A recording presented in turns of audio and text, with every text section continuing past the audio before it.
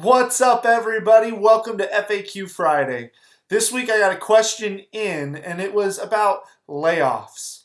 Somebody asked me, they said, at my company they started laying people off, and while I haven't been laid off yet, I'm worried that I might be next. What should I do if I'm still in debt, and how do I prepare for that? Facing a layoff can be terrifying, especially if your finances aren't quite locked down.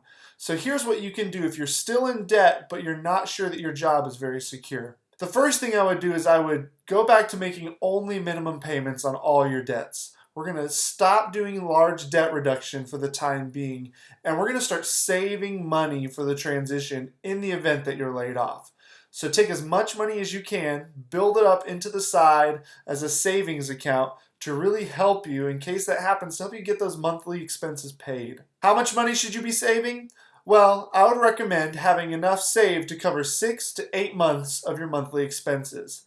This gives you a good amount of time to search for your next job without the stress of putting food on the table and paying your mortgage and electricity bill. Now, if things at work start to cool down and you feel a little bit more secure that you might not get laid off after all, well, then you can just take all that money that you saved and go ahead and put it towards the debt, so that way you didn't lose any ground.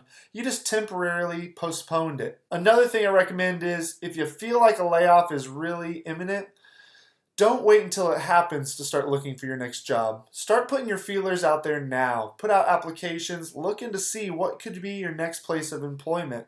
That way, in the event it does happen, you're not scrambling trying to find your next job. You've already started the groundwork and you've already started making traction towards that. That's it for this week's episode of FAQ Friday. Layoffs are scary. There's no way around it. No matter how much you prepare for it, when it happens, you're still going to be terrified and wondering what's going to happen next. However, taking small steps ahead of time and being prepared can lower that stress level during this transition time. If you need any help and want to sit down and dive into your finances during this transition, please email me at info@craigdacey.com. I would be glad to help. Or if you have a question for me for a future video, you can send it to me there as well. Thank you guys. Don't forget to hit the share button, and I will see you next week for a brand new video.